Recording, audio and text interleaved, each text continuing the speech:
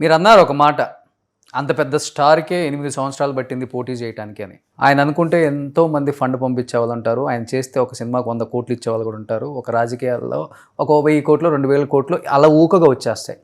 అలాంటి వ్యక్తే అన్ని రకాలుగా ఆలోచించి 8 సంవత్సరాల తర్వాత కూడా ఇంకొక పెద్ద పార్టీ, ప్రాంతీయ పార్టీతో కలిసి మొన్న ఎళ్ళాల్సొచ్చిన పరిస్థితి.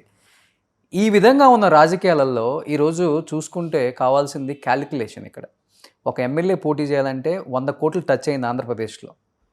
అలాంటిది బీసీవై పార్టీ రామచంద్ర యాదవ్ గారి వెనక ఉంది ఎవరు, అసలుకి ఎక్కడి నుంచి ఇంత బలం, అంగబలం నేను అడగట్లేదు, అర్ధబలం గురించి చెప్పండి. అసలు ఒక్కటే చెప్తాను, మన ఆశయం మంచిదైనప్పుడు, మన లక్ష్యం మంచిదైనప్పుడు, మన ప్రయాణం మంచిదైనప్పుడు అన్నీ సమకూరుతాయి, అన్నీ సమకూరుతాయి.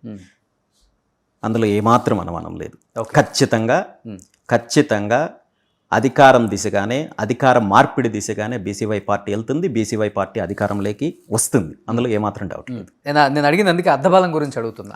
అన్ని బలాలు నేను అదే అంటున్నాను. మనం వెళ్ళే దారి మంచిదైనప్పుడు, మన పోరాటం మంచిదైనప్పుడు, మన లక్ష్యం మంచిదైనప్పుడు, ఆశయం మంచిదైనప్పుడు ప్రజలు సహకరిస్తారు, భగవంతుడు సహకరిస్తాడు, ప్రకృతి సహకరిస్తుంది. అన్ని కావాల్సిన వనరులు అన్నీ కూడా సమకూరుతాయి. ఈ వనరులు అంటే ఎవరు, వాళ్ళ పేర్లు ఉన్నాయా ఆ వనరులకి? మీరు దీనికి సంబంధించిన జర్నలిస్ట్ మిమ్మల్ని క్వశ్చన్ చేసి కరెక్ట్, మీరు మంచి క్వశ్చన్ అడిగారు. మీరు బి టీము అమిత్ షాకా, నరేంద్ర మోడీకా, జగన్మోహన్ రెడ్డికా, చంద్రబాబు నాయుడు అంటుంటారు. నేనేమంటున్నానంటే దీనికి సంబంధించి ఫస్ట్ ఆన్సర్ జగన్మోహన్ రెడ్డి గారి దగ్గరికి వెళ్ళి తీసుకోండి, చంద్రబాబు నాయుడు గారి దగ్గరికి వెళ్ళి తీసుకోండి, పవన్ కళ్యాణ్ గారి దగ్గరికి వెళ్ళి తీసుకోండి, తర్వాత నేను ఆన్సర్ ఇస్తాను. ఎందుకంటే వాళ్ళు మొదట్లో వచ్చారు కదా, పార్టీ పెట్టారు కదా, సో వాళ్ళ బీ టీమ్ ఎవరో, లేదా వాళ్ళ వెనక ఫండర్స్ ఎవరో, లేదా వాళ్ళ పర్సన్స్ పేర్లు వాళ్ళ దగ్గర నుండి తీసుకోండి, డెఫినెట్గా నేను ఇస్తాను. అంటే ఒక్కసారిగా ఎవరికి కనపడిన రామచంద్ర యాదవ్ ఒక్క సంవత్సరంలో ఇలా కనిపించి మెరుపులాగా ఒక్కసారిగా ప్రపంచం సృష్టించి కనబడకుండా దాడులు చేసి నేను 2019 నుండి ప్రజల్లో ఉంటున్నాను, ప్రజలతో కలిసి పోరాటం చేస్తున్నాను, సమస్యలపైన పోరాటం చేస్తున్నాను. కనబడకుండా అనేది ఏమి ఉండదు. అది ఒక రకంగా చెప్పాలంటే నా మీద, నా పార్టీ మీద మీడియా వివక్ష కొంతవరకు అంతేనా ఉంటుంది కాబట్టి మీకు అలా అనిపిస్తుంది. ఈరోజు నేను చేసిన కార్యక్రమాలు, బీసీవై పార్టీ ఆధ్వర్యంలో జరిగిన కార్యక్రమాలు చాలా పెద్ద ఒక సామాజికంగా కూడా కావచ్చు. ఫర్ ఎగ్జాంపుల్, పార్టీ ఆవిర్భావం జరిగిన తర్వాత 2023లో సుమారు 540 కంపెనీలను ఆహ్వానించి విజయవాడ ప్రాంతంలో ఒక పెద్ద పార్టీ తరపున జాబ్ మేళా నిర్వహిస్తే సుమారు 70,000 మంది పైగా నిరుద్యోగులు అటెండ్ అయ్యారు. సుమారు 30,000 మందికి పైగా ఆఫర్ లెటర్స్ వచ్చాయి. అందులో 7,000 మందికి పైగా జాబ్స్ వచ్చాయి. మరి ఇంత పెద్ద కార్యక్రమం చేస్తే దానికి సంబంధించిన వార్త కనీసము జిల్లా ఎడిషన్లో కూడా రాయడానికి ఇబ్బంది పడ్డారు. సో మీడియా వివక్ష వల్ల పూర్తి స్థాయిలో అది బయటకు తెలియనప్పటికీ కూడా పార్టీ పోరాటం చేస్తుంది, పార్టీ ప్రజల్లో ఉంటుంది. డెఫినెట్ గా మేము ఏ లక్ష్యంతో అయితే వచ్చామో దాన్ని సాధించేంత వరకు మీడియా మీ మీద ఎప్పుడు వివక్ష చూపలేదు. 2 రోజులకు ఒకసారి రామచంద్ర యాదవ్ పోరాట యోధుడు, అక్కడే చూశాను. పూర్తి స్థాయిలో కాదు, గతంలో నిజంగా పోరాటం చేస్తున్నప్పుడు నేను అదే చెప్తున్నాను. మనము నిజమైన పోరాటం చేస్తున్నప్పుడు ఖచ్చితంగా మీడియా అయినా సహకరిస్తారు, అందులో ఏమాత్రం అనుమానం లేదు. ఓకే, సో ఇప్పుడు మాజీ ముఖ్యమంత్రులు కూడా నరేంద్ర మోడీ గారి అపాయింట్మెంట్ కావాలంటే నెల నుంచి 2 నెలలు పడుతుంది. అదే ఆయనకి ఇంట్రెస్ట్ లేకపోతే అసలుకే ఇవ్వరు. ఒక సంవత్సరాలు తరబడిన ముఖ్యమంత్రులు కూడా చూసాం ప్రీవియస్ కూడా మనం. అలాంటిది ఏదో ఒక కాఫీకి టీకి వెళ్ళి వచ్చినట్టు వెళ్ళొస్తారు మీరు ఢిల్లీకి. అలాంటిది ఏం లేదండి, ఇవన్నీ కూడా అపోహలు. నేను ఎవరిని కలిసినా సమస్యలపైనే నేను కలవడానికి ప్రయత్నం చేశాను తప్ప నా వ్యక్తిగత వ్యవహారాల కోసమో లేదా వ్యాపారాల కోసమో నేను ఏ రోజు ఎవరిని కలవలేదు. నేను కలవడానికి ప్రయత్నం చేసిన ప్రతిసారి దానికి రియల్ కాజ్ ఉంది. ఓకే, కాజ్ ఉన్నప్పుడు డెఫినెట్గా మీకైనా అవకాశం దొరుకుతుంది, నాకైనా అవకాశం దొరుకుతుంది, ఎవరికైనా దొరుకుతుంది.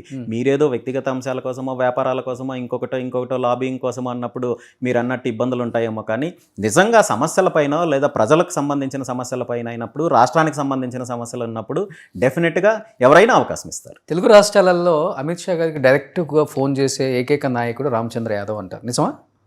ఎవరు చెప్పారు? నిజమా? మీ ముందు నేను ఎప్పుడైనా కాల్ చేశానా? నా ముందు కదా, బయట మాట్లాడుతుంటారు. మాట్లాడే వాటికన్నింటికి మనం సమాధానం చెప్పలేం కదా. మాట్లాడేది చాలా మాట్లాడతారు. మాట్లాడే వాటికన్నింటికి సమాధానం చెప్పాల్సిన అవసరం కూడా నాకు లేదు. ఓకే, ఏంటి రామచంద్ర యాదవ్ గారు మీ ఆర్థిక బలబలాలు ఏంటి? ఇప్పుడు చంద్రబాబు నాయుడు గారు అంటే హెరిటేజ్ అంటాం, జగన్మోహన్ రెడ్డి గారు అంటే భారతీయ సిమెంట్స్, సాక్షి అంటాం, పవన్ కళ్యాణ్ గారు అంటే సినిమాలు అంటాం. ఒక్క నిమిషము. చంద్రబాబు నాయుడు గారు హెరిటేజ్ నుండి ఎంత తీసుకొని వచ్చి పార్టీ కోసం పెట్టారు? జగన్మోహన్ రెడ్డి గారు భారతీయ సిమెంట్స్ నుండి ఎంత తీసుకొని వచ్చి పార్టీ పెట్టారు? పార్టీ అనేది, రాజకీయ పార్టీ అనేది అన్ని రకాల సహాయ సహకారాలతో నడుస్తుంది తప్ప ఎవరు సొంత డబ్బులు తీసుకొని వచ్చి ఏం పెట్టారు కదా. ప్రతి ఒక్కరికి ఎవరి సపోర్ట్ వాళ్ళకు ఉంటుంది, ఎవరి ప్లానింగ్ వాళ్ళకు ఉంటుంది, మీ ఆస్తులు ఎవరి స్ట్రాటజీ వాళ్ళకు ఉంటుంది. మీ ఆస్తులే 1,00,000 కోట్లు అంటారు, నిజమా? ఏమైనా అనుకోనివ్వండి, అదే చెప్పాను. ఎవరు ఏమనుకున్నా వాస్తవాలు ఏంటనేది నాకు తెలుసు, ప్రజలకు తెలుసు. మధ్యలో ఎన్ని ఆరోపణలు చేసినా, ఎన్ని నిందలు మోపినా, ఎంత రూమర్స్ క్రియేట్ చేసినా నేను పట్టించుకోను, నేను కేర్ కూడా చేయను. ఒకప్పుడు సమాధానం చెప్పాలనుకునేవాడిని వీటన్నింటికీ కూడా. గతంలో నా మీద ఆరోపణలు చేసినప్పుడు చిన్న ఎగ్జాంపుల్ చెప్తాను. ఈరోజు మీరు అన్నట్టు ఓకే, పార్టీ మీద అనేక రకాలుగా ఇవి చేశారు. నేను ఇప్పుడు ఎలా ఉంటుందంటే, ఇక్కడ 2 రకాల దాడులు. ఒకటి పార్టీ మీద జరిగే దాడి, 2 నా మీద జరిగే దాడి. పార్టీ మీద ఎలాంటిది ఉంటుందంటే, సపోజు గతంలో నేను వైఎస్ఆర్ కాంగ్రెస్ పార్టీ చేస్తున్న, ఆ అధికారంలో ఉన్న వైఎస్ఆర్ కాంగ్రెస్ పార్టీ చేస్తున్న ప్రజా వ్యతిరేక విధానాల మీద, అరాచకాల మీద పోరాటం చేస్తే తెలుగుదేశం పార్టీ నా వెనకున్నారు అన్నారు. ఎవరు? వైఎస్ఆర్ కాంగ్రెస్ పార్టీ వాళ్ళు. ఇప్పుడు తెలుగుదేశం పార్టీ అధికారంలోకి వచ్చిన తర్వాత ఈ ప్రభుత్వం చేస్తున్న ప్రజా వ్యతిరేక విధానాల మీద పోరాటం చేస్తున్నప్పుడు నా వెనక వైఎస్ఆర్ కాంగ్రెస్ పార్టీ ఉంది అంటున్నారు. ఈ 2 వాదనలు కాకుండా, ఈ 2 ఆరోపణలు కాకుండా 3వ ఆరోపణ ఒకటి ఉంది. ఓకే, ఇదేంటంటే నా వెనక బీజేపీ పార్టీ ఉంది అని. దీనికి కారణం ఏంటంటే, నేను హిందుత్వ ఎజెండా మీద కావచ్చు, లేదా ఎక్కడైతే దేవాలయాల్లో కావచ్చు, ఆశ్రమాల్లో కావచ్చు అన్యాయం జరిగినప్పుడు అక్కడ పోరాటం చేస్తున్నాను. నేను బై బర్త్ హిందువుని, అంతే తప్ప రాజకీయాల్లోకి వచ్చి నేను హిందువు అవ్వలేదు. సో హిందుత్వాన్ని నేను రాజకీయాల కోసం వాడుకునే పరిస్థితి కూడా కాదు. సో నా మతం అనేది, నాకు మతానికి కావచ్చు, నేను నమ్ముకున్న సిద్ధాంతానికి కావచ్చు, అన్యాయం జరిగినప్పుడు ఒక పౌరుడిగా నేను స్పందిస్తాను, ఒక పౌరుడిగా నేను పోరాటం చేస్తాను. దీన్ని ఒక పార్టీకో లేదా మరొక అంశానికో రాజకీయంగా అంటగట్టడం అనేది చాలా దుర్మార్గమైన అంశము. సో ఈ విధంగా పార్టీని అనేక రకాలుగా నిందలు మోపే ప్రయత్నం చేస్తారు. నా విషయానికి తీసుకుంటే మొదటి నుండి కూడా అనేక రకాలైన తప్పుడు ఆరోపణలు.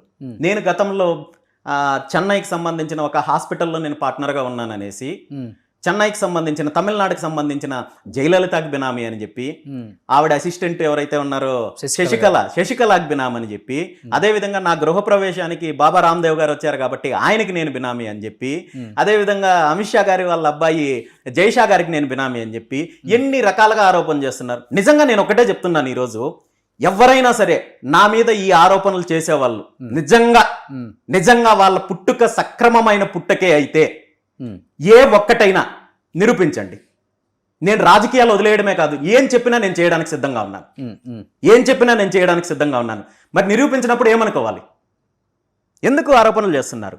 సుమన్ టీవీలో మీ పర్సనల్ అండ్ బిజినెస్ ప్రమోషన్స్ కోసం కింది నెంబర్కి కాంటాక్ట్ చేయండి.